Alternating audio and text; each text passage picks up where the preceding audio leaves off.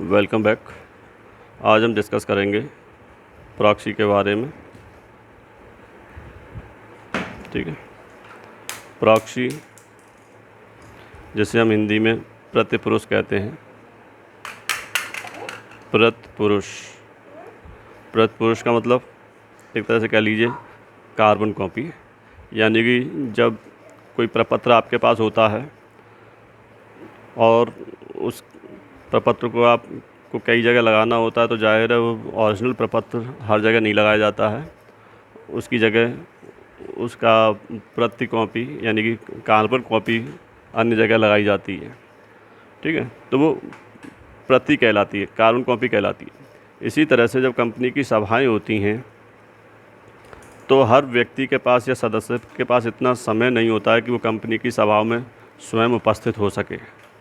और जब वो कंपनी की सभा में स्वयं उपस्थित नहीं हो सकता और वो ये जानना चाहता है साथ ही कि कंपनी की सभा में क्या कार्रवाई की गई है या क्या क्या विचार विमर्श किए गए, ये जानना उसके लिए ज़रूरी होता है।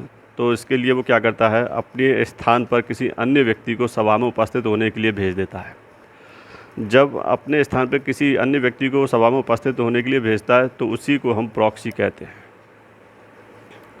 प्रॉक्सी यानी प्रतिपुरुष कहते हैं। ठीक है। वैसे भी कंपनी के जो भी सदस्य होते हैं वो काफ़ी दूर दूर तक फैले होते हैं, पूरे भारतवर्ष में फैले हुए हैं। ठीक है, और भारतवर्ष में फैले होने के नाते मान लीजिए कोई कंपनी का हेड ऑफिस दिल्ली में है और उसका जो भी अंशधारी है वो बेंगलोर, चेन्नई, असम, मेघालय, पंजाब, हरियाणा या विभिन्न जगह पर हैं। तो उनके पास इतना समय नहीं होता कि वो कंपनी की सभा में उपस्थित होने के लिए दिल्ली के हेड ऑफिस में जाकर उस सभा को ज्वाइन करें। ठीक है, तो वो अपने स्थान पर एक अन्य व्यक्ति को भेज देते हैं जो उनका प्रतिनिधित्व करता है। उसी व्यक्ति को हम प्रॉक्सी कहते हैं। प्रॉक्सी होने के साथ साथ ये भी जानना ज़रूरी है कि प्रॉक्सी नियुक्त करने के लिए एक संलेख का होना ज़रूरी है। संलेख मतलब एक प्रपत्र, जिस प्रपत्र के माध्यम से या इंस्ट्रूमेंट के माध्यम से हम उस व्यक्ति को कंपनी की सभा में उपस्थित होने के लिए अधिकृत करते हैं। तो उसके लिए संलेख होना ज़रूरी है, यानी प्रपत्र होना ज़रूरी है। बिना उस प्रपत्र के हम उसे प्रॉक्सी के रूप में नियुक्त नहीं कर पाएंगे, क्योंकि अगर उस व्यक्ति को हमें प्रॉक्सी के रूप में नियुक्त करना है तो उसके लिए हमें एक इंस्ट्रूमेंट देना पड़ेगा, यानी एक प्रपत्र देना पड़ेगा और उसमें ये लिखना होगा कि हम अपनी जगह इस व्यक्ति को कंपनी सभा में उपस्थित होने के लिए भेज रहे हैं। ठीक है, और वो प्रपत्र कंपनी की सभा में प्रस्तुत किया जाएगा। नेक्स्ट बात करते हैं, प्रॉक्सी के कुछ नियम हैं कि नंबर 1 कि प्रॉक्सी किसे नियुक्त किया जाएगा। यानी प्रॉक्सी किसी भी सदस्य को नियुक्त किया जा सकता है, यानी जो कंपनी का ऑलरेडी कोई सदस्य है उसे, या फिर किसी अन्य व्यक्ति को भी हम प्रॉक्सी नियुक्त कर सकते हैं। ठीक है, व्यक्ति ज़रूरी है, किसी कंपनी को हम प्रॉक्सी नियुक्त नहीं कर सकते, व्यक्ति को ही कर पाएंगे। किसी संघ को प्रॉक्सी नियुक्त नहीं कर सकते, व्यक्ति को ही कर पाएंगे। अब ये ये होना चाहिए कि किसी व्यक्ति को या किसी सदस्य को हम प्रॉक्सी की तरह नियुक्त कर सकते हैं। यानी अगर मान लीजिए ए और बी दोनों कंपनी के सदस्य हैं, तो हम चाहें, बी तो कंपनी की सभा में जा ही रहा है और हम चाहें तो बी को अगर अपना प्रॉक्सी नियुक्त करना चाहते हैं तो हम बी को अपना प्रॉक्सी नियुक्त कर सकते हैं, या फिर उस व्यक्ति को नियुक्त कर सकते हैं सी को, जो कि कंपनी का सदस्य नहीं है। ठीक है, प्रॉक्सी को कंपनी की सभाओं में बोलने का अधिकार नहीं होता है। ये वहाँ पर केवल सुनने के लिए जा रहे हैं, इन्हें बोलने का अधिकार नहीं है। ठीक है, बोलने का अधिकार बिल्कुल नहीं है इनको। ये सभा में क्या हो रहा है वो जानने के लिए जा रहे हैं, और इनको केवल अगर ज़रूरत पड़ती है तो जो वोटिंग होती है, अगर अंतर नियम में ऐसा कोई अन्य प्रावधान नहीं है तो वोटिंग बाई पोल पर ही इनको वोट देने का अधिकार होता है। ठीक है, दूसरा कि प्रॉक्सी केवल मतगणना पर ही वोट दे सकता है। ठीक है, जब तक कि अंतर नियम में कोई भिन्न प्रावधान ना हो। नेक्स्ट कह लीजिए आप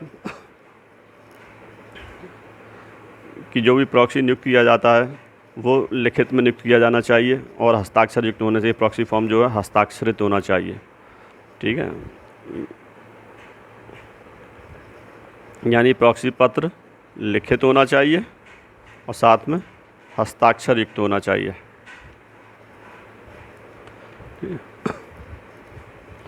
और साथ ही साथ जो प्रॉक्सी है वो निर्धारित फॉर्म पर होना चाहिए, निर्धारित फॉर्म, और साथ में ये निर्धारित फॉर्म जो है नोटराइज्ड भी होना चाहिए। ठीक है। प्रॉक्सी द्वारा दिया हुआ वोट वैध माना जाता है। जो भी प्रॉक्सी ने अगर कोई वोट दिया है तो वो वैध होगा,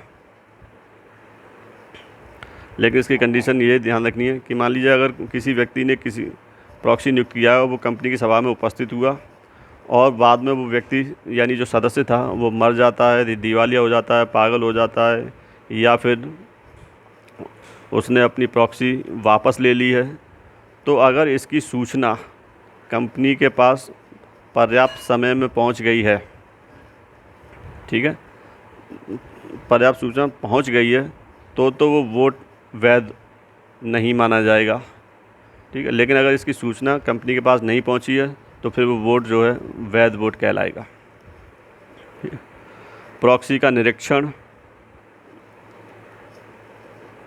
ठीक है, प्रॉक्सी का निरीक्षण भी ज़रूरी है कि प्रॉक्सी जब हम नियुक्त कर रहे हैं तो कंपनी के प्रत्येक सदस्य जैसे कंपनी की सभा में वोट देने का अधिकार है, सभा शुरू होने के 24 घंटे पहले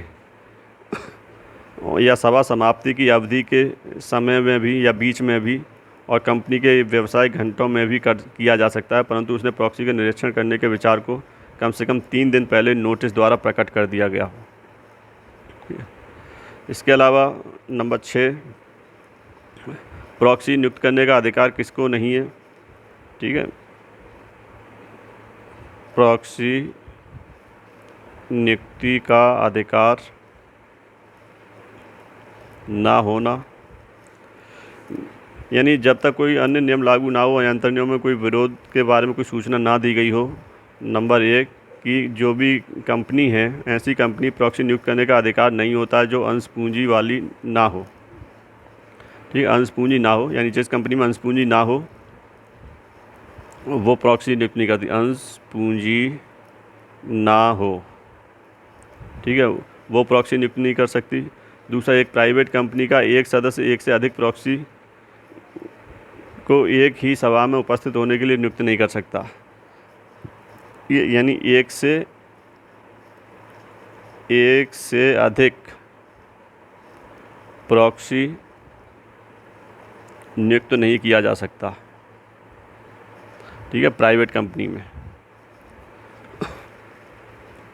और पब्लिक कंपनी में एक से अधिक प्रॉक्सी नियुक्त किए जा सकते हैं। इसके अलावा नंबर 7 कि जो भी राष्ट्रपति है, जैसे जो कंपनी का सदस्य है या कोई गवर्नर हैं, ठीक है, तो इनके पास इतना समय नहीं होता है कि वो कंपनी की सभाओं में उपस्थित हो सकें। तब इन व्यक्तियों के द्वारा जो भी प्रॉक्सी नियुक्त किया जाता है और वो कंपनी की जब सभाओं में जाता है तो उसे सभाओं में बोलने का अधिकार है। यानी कि अन्य दशाओं में प्रॉक्सी को बोलने का अधिकार नहीं होता है, लेकिन राष्ट्रपति, गवर्नर या जो इस तरह के व्यक्ति हैं उनकी जगह वो अपना कोई प्रॉक्सी सभा में उपस्थित होता है तो उस प्रॉक्सी को सभा में बोलने का अधिकार होता है और साथ में वोट देने का।